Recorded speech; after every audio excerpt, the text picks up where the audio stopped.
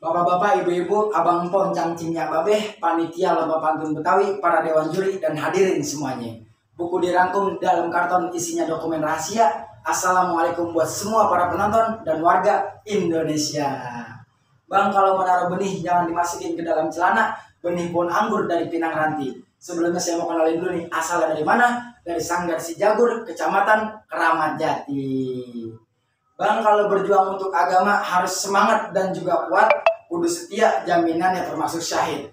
Ini acara sungguh-sungguh sangat bermanfaat. Mari kita kasih apresiasi untuk panitia lomba pantun Piala Bapak Hidayat Nur Wahid.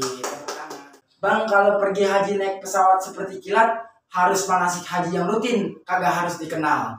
Anak muda harus bisa sholat, ngaji, dan pencaksilat agar bisa ngikutin jejaknya pahlawan nasional. Siapa sih pahlawan nasional, khususnya Bang di tanah Betawi?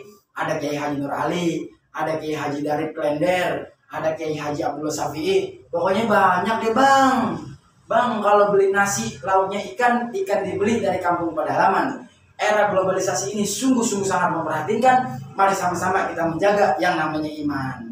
Zaman sekarang Bang, kita kudu pinter-pinter yang namanya jaga iman, supaya hidup kita terjaga sama yang namanya pergaulan-pergaulan kagak benar, seperti narkoba, minum-minuman keras, gangster, open BO apa tuh katanya ada ya, dan lain-lain sebagainya. Sebab naik sepeda sambil rileks, mampir ke Kalibata membeli koran. Anak Betawi harus soleh dan intelek. Mari jadikan hidup kita yang bermanfaat untuk banyak orang.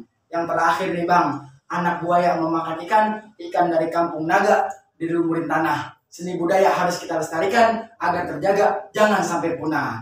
Buah pepaya, buah naga, buah manggis dibungkus kain. Seni budaya harus kita jaga agar tidak diakui oleh negara lain. Saya pamit undur diri. Kalau mandi kumkum jangan sampai terpleset nanti terjatuh. Assalamualaikum warahmatullahi wabarakatuh.